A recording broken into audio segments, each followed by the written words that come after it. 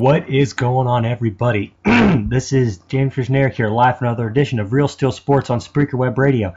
If I sound happy, it's because I am. My Pittsburgh Steelers are AFC North Division champions for the first time since 2010.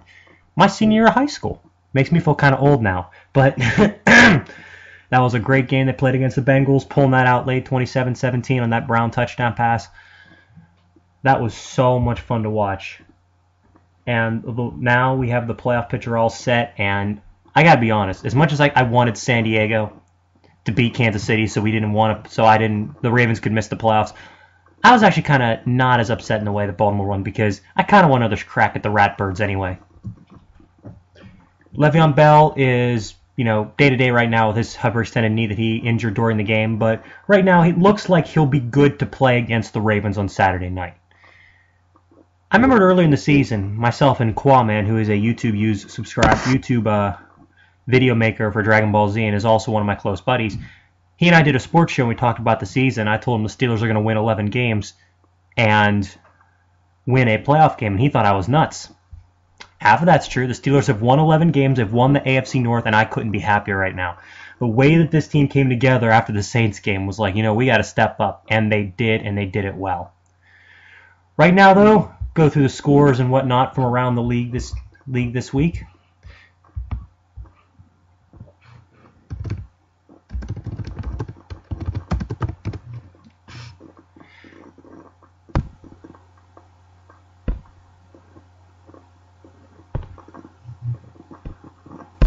Starting off, we had the let's go ahead and get the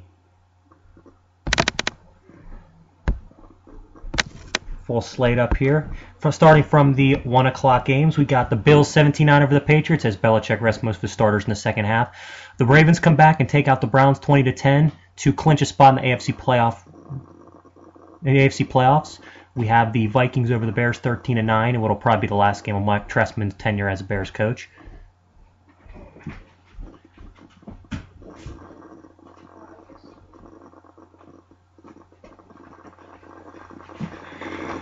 Cowboys defeating the Redskins 44-17, wrapped up the NFC East and the third spot in the playoffs behind Green Bay and Seattle. Texans over the Jaguars 23-17, kind of a moot point because of the Ravens clinching the playoff spot. Colts over the Titans 27-10. Chiefs take out the Chargers 19-7. The Jets, Geno Smith has a perfect pass rating, and the Jets defeat the Dolphins 37-24. Saints come back to beat the Buccaneers. Buccaneers, with the 23-20 loss, clinch the top pick in the NFL draft come April, so they are officially on the clock.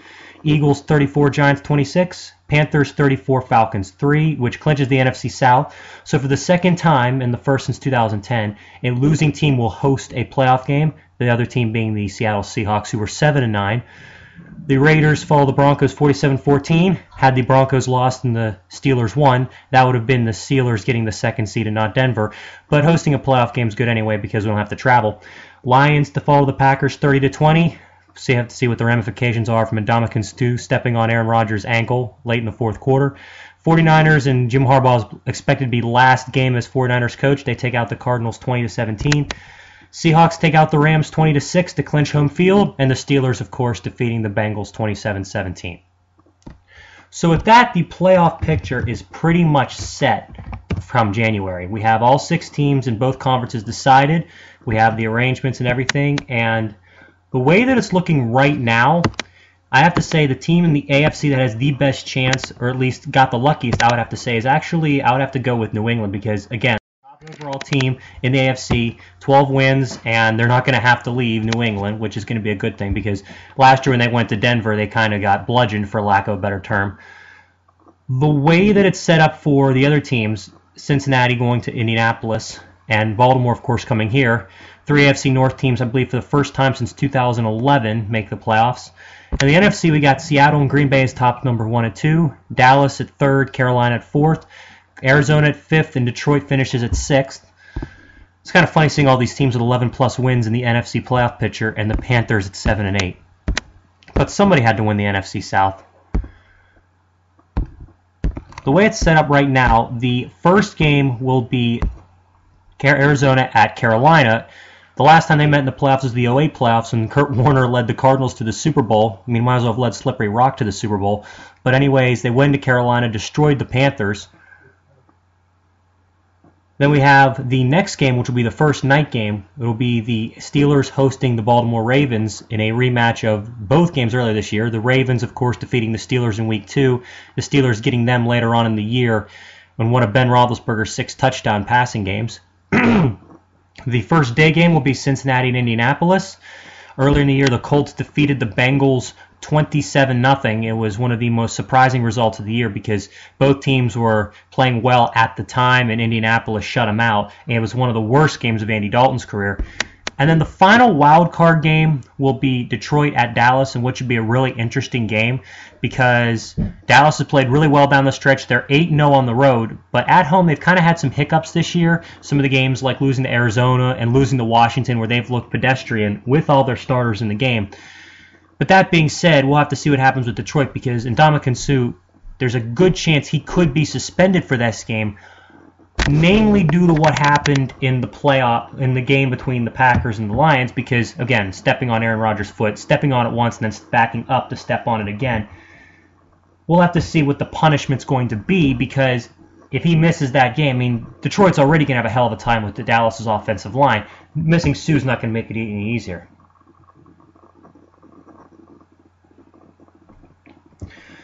Now, the first game will be the Cardinals and the Panthers. Now, I know Arizona won 11 games and had one of the better defenses in the NFL this year, but I think Carolina's going to win this game, and I think they're going to win it big. Because, let's put it this way. If Carson Palmer had not gotten hurt earlier in the season, I believe the Cardinals right now would be sitting pretty at the number 1 team in the NFC. I do believe that. I believe that his injury hurt them because you look at what they were. They were what, 8-1 when he got hurt, and now they're 3-4 since. It kind of shows you need a quarterback in this league. You look at all the teams in the playoffs this year. Every single one of them has a quarterback that has been to a Pro Bowl or has won a Super Bowl. The reason why this game is going to be interesting is because you've got two teams that are actually relatively similar. Both teams that rely heavily on defense, not necessarily so much pressure, but just more or less like being consistent and not allowing big plays to occur. What I also like about this game is that Carolina pretty much had to fight tooth and nail to get into the playoffs at 7-8. And you look on record, and Arizona will probably be favored by the bookies to win this game. Arizona backed in the playoffs, and Carolina kind of threw themselves into it. Because a few weeks ago, they were 3-8-1, and they were completely out of the playoff picture. Victory over the Saints and a crushing defeat of the Falcons. Look where they're at now. And I'll be honest, they are actually a dark horse because Cam Newton, a dual threat, Jonathan Stewart run the football, and if you look at the way the defense has played down the stretch this year, I know they had a rough start missing some guys due to injuries and due to suspensions, but if you look at what they've done against some really good offenses in the league this year, I mean, you look at what they did against New Orleans, held them to 10 points. They completely shut down Atlanta. Seattle barely beat them. And the way it looks right now, Arizona backing in with, losses to San Francisco, getting bludgeoned twice by Seattle. They've had a tough road. And it's not going to get any easier.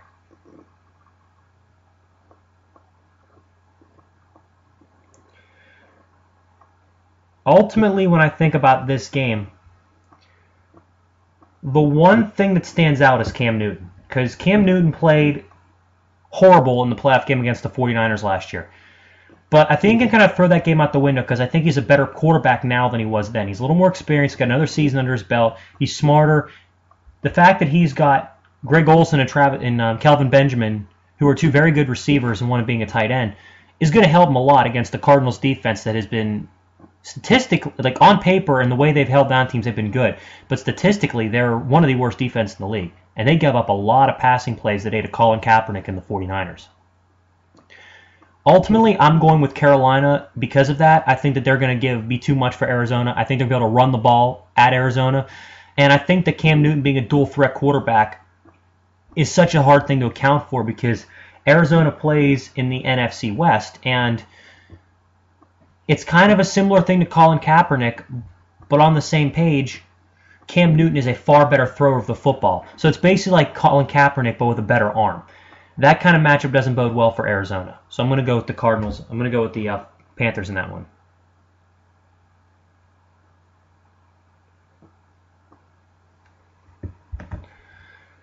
Moving on to the next game, we have the Ravens at the Steelers.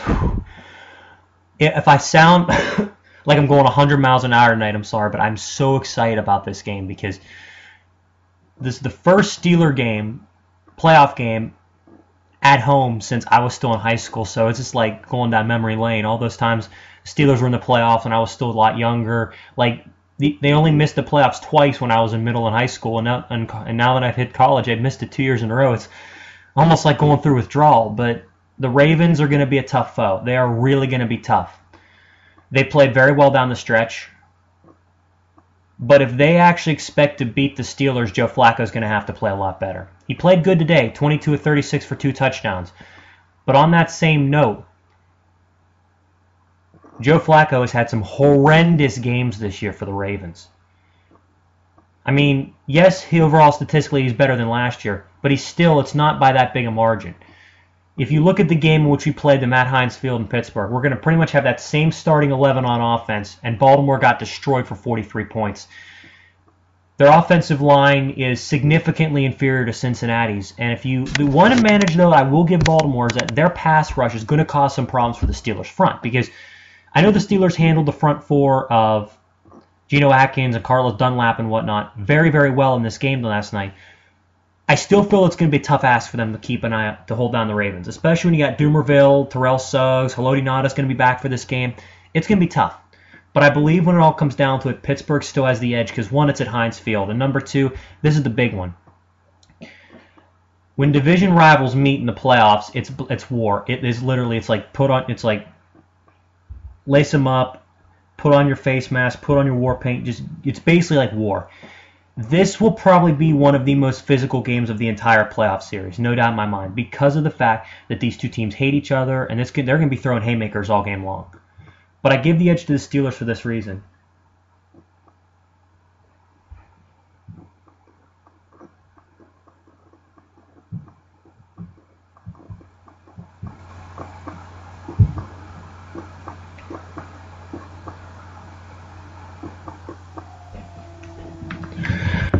I would like to point out, though, that the last time these two teams met in the playoffs, I remember I predicted that would be a low-scoring game, and it turns out the Steelers and Ravens put up 55 points, something that I wasn't expecting. But I think the Steelers have an edge for this reason. More weapons on offense. They have that it factor on defense that they've gained as the season has gone on. And as for Baltimore, they've had some really questionable losses this year. They really have. Like, the way that they've played at times on offense, they've been so sputtering. And if Justin Forsett doesn't have a good game and you have to put it on Joe Flacco, he's going to struggle. So I'm going to go with the Steelers to win that game, maybe by like 4 or 5 points, a close one. The next game will be the first one of the day, the first game, the Sunday of Wildcard Weekend. That'll be the Bengals at the Colts. I like Indianapolis, again, to beat the Colts, to beat the Bengals, but I don't necessarily think it's going to be like it was last time. I don't think it's going to be like this bludgeoning. I think Andrew Luck, I think he's going to have a really good game. I think he's going to be able to, make some plays. But the front four of Cincinnati is going to get to Andrew Luck with a lot more regularity and a lot more consistency than it did last time. Because their defense is playing so much better than at that point in the season. They're playing a lot better, and they're getting off the ball, and they're hitting the quarterback. But on the same note, Andy Dalton's been sputtering. These late games, he's been playing absolutely terrible, so getting a 1 o'clock start, a 12 o'clock day start will be nice. But what I still think is going to be a problem for the Bengals is this. They got destroyed in Indianapolis earlier this year, so that's one that's in the back of their mind. But the other thing is that A.J. Green is hurt, and he's day-to-day right now. He had the head injury, and he also had the arm injury that he re-injured when Bryce McCain forced the fumble to pretty much end the game. But they have been able to run the football. That's been the thing. Jeremy Hill and Giovanni Bernard have proven to be a pretty good 1-2 punch at running back, so they're going to have to control the clock. But ultimately, I think this game will be a high-scoring one, but I still go with Andrew Luck for this reason. In shootouts, when you negate the defenses, the better quarterback is usually going to have an advantage.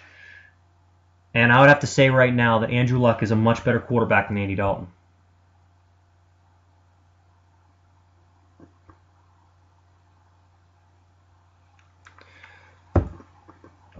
And then the final game, Detroit at Dallas, and one of the more interesting games because of the two contrasting styles.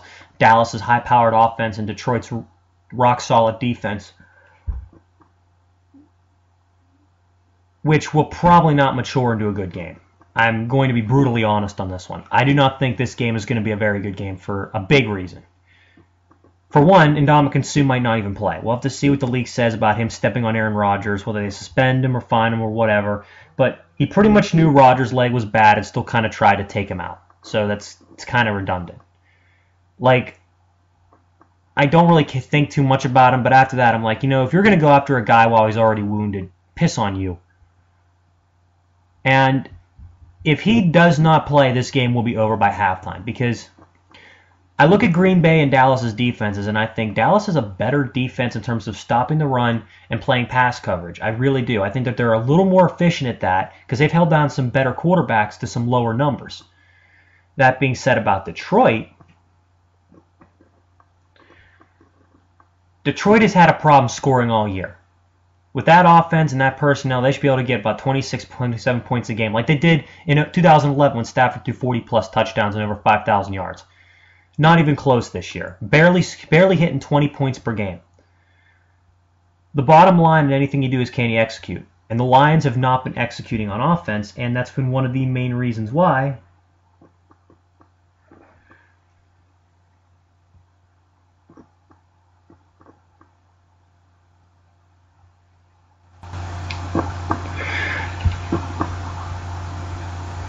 that's one of the main reasons why, they've struggled. Ultimately, though, I go with Dallas in a blowout for this reason. Because Dallas has so many weapons. They're at home. I know they've struggled at home, but think about it this way. Matt Stafford in his career is 0-16 on the road against teams with a winning record at that point. That's not something that would inspire a lot of confidence. I mean, people are going to say, any given Sunday that can happen. It won't be this Sunday, considering the matchup problems are just a nightmare for Detroit. Because they've got arguably one of the best front fours in the game, with Suh and, Jones and Ziggy Ansah. But on that same note, Dallas' front five is just going to blow them right off the ball. Zach Martin, Travis Frederick, Tyron Smith, they're just going to absolutely wipe out Detroit's front four. DeMarco Murray's going to have a big game, and that's going to be the end of that. Tony Romo's probably going to throw his usual 2-3 touchdowns. Marco Murray probably another touchdown on top of that. Detroit will be one and done. I find really very few scenarios which Detroit has a chance. Now, Matt Stafford comes out and starts throwing some lasers, and he's hitting Calvin Johnson down the sideline like old times. Anything can happen. But I would be really shocked if Detroit went into Dallas and gave him any kind of a game.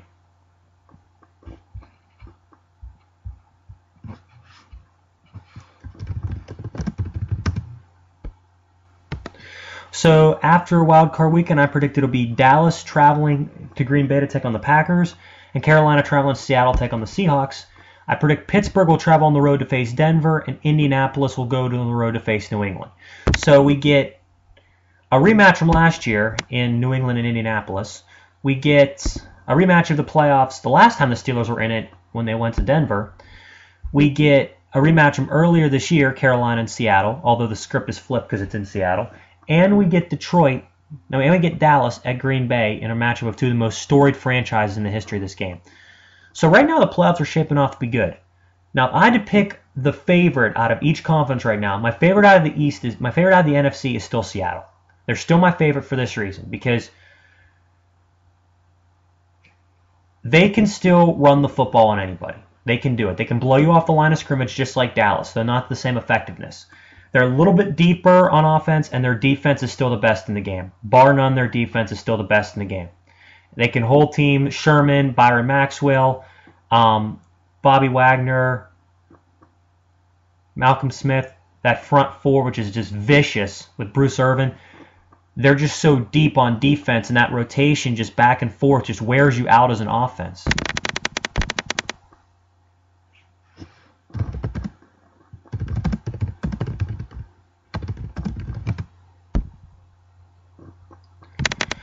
Now, the bottom line is that there's only one team that I honestly think can beat Seattle, and that's Dallas. Green Bay doesn't have the front to do it, the offensive line. They don't have the defense to hold down Marshawn Lynch. Dallas can somewhat neutralize Russell Wilson, and at the same time can still move on Seattle. They proved it earlier in the year. But I think Seattle's a better football team, but I think Dallas is too. So my favorite is still Seattle. And out of the AFC, my favorite is New England. And it's weird going number one seeds, it's such a commonplace thing to do. But on the same note, there's only a couple teams right now that I think could beat New England on a neutral field. There's even fewer teams that I think could go to New England and beat them. Belichick pulled his starters halfway through the game against the Bills, and that's the reason why they lost. If they'd have stayed in there, Brady probably could have put up a few touchdowns and won the game by a touchdown or something.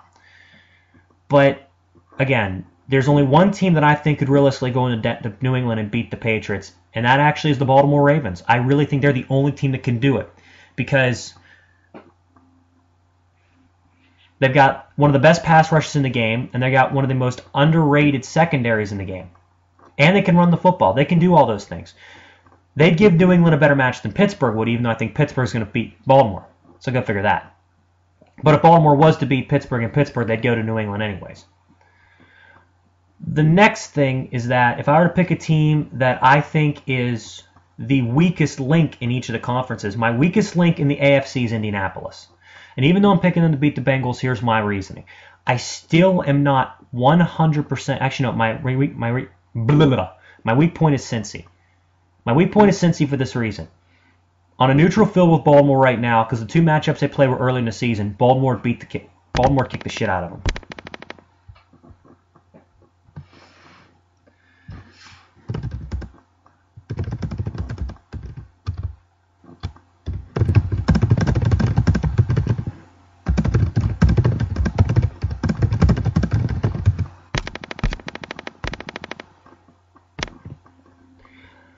Because they have the weakest link at quarterback. I mean, I don't think Andy Dalton's as good as Joe Flacco, and that's saying something. I think they have the weakest link on one of the weaker links in the secondary. Because, yes, I know they just picked off Peyton Manning 4 times, but look at it this way.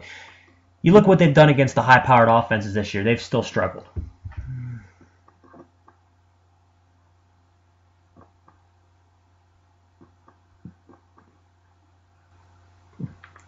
And the fact is if they get into a shootout, that really doesn't favor the Bengals because you got to rely on A.J. Green consistently, Jermaine Gresham, both guys injured. You've got to rely on a running game that, if it can be bottled up a little bit, can cause a problem for you.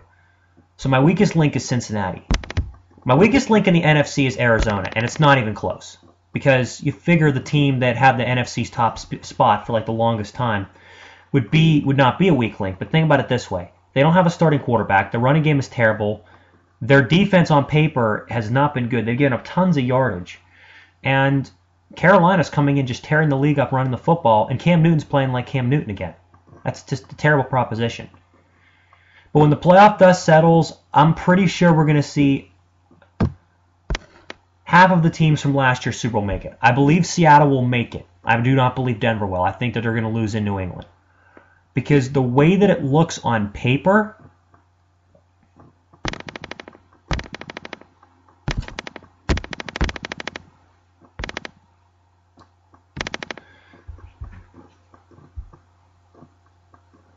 that's still a tough matchup for them.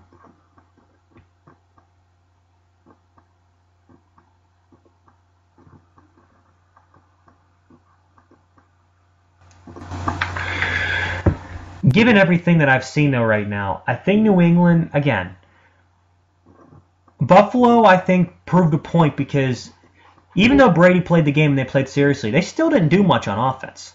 And Buffalo's front was able to get pressure after Brady. And I think that if they can do it, then other teams that have good fronts can do it. But on that same note, the problem still is that you can get pressure on Brady all you want. If he can get 2 seconds and deliver the ball to Gronk, there's nothing you can do about it. I still believe the Patriots are the most complete team top to bottom in the AFC, and I believe they'll represent the AFC again in the Super Bowl in Arizona. And I believe that Seattle will be there, and I believe that Seattle will beat them. The fact that Seattle's got the top seed in home field is just huge for them because it's going to be almost impossible to go into Seattle and beat them, Dallas being the only team I think that can do that. Then you put the game in Arizona, a place Seattle's very comfortable at. They've played well there recently the last few years. And also what you got to keep in mind is that the Patriots this year have been vulnerable to run the football. Seattle just run up and down the field with Marshawn Lynch. Anyway, that's all I have for you guys. I hope you guys enjoy what I had to say tonight. Take care and have a good one, everybody. Go Steelers.